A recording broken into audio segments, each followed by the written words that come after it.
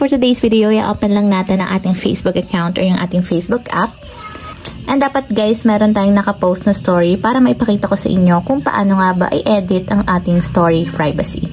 So dito guys, sa ating homepage, i-tap nyo lang or i-open nyo lang yung inyong story.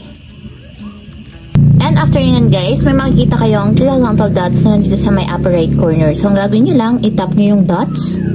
And tap nyo naman dito is yung edit story privacy. So, dito guys, kung makikita nyo, naka-public yung aking story. So, ibig sabihin, pag naka-public, kahit hindi nyo friends, makikita nila yung ID ninyo or kahit mga followers ninyo, makikita nila yung inyong story. Kung gusto nyo guys, baguhin siya into friends lang, itap nyo yung friends. And then, tap natin yung save.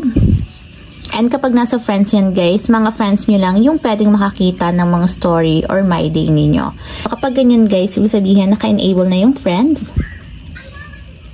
And nag-update na siya. And kung mapapansin nyo, yung inyong story is nakalagay na lang or nakadisplay na lang sa mga friends ninyo.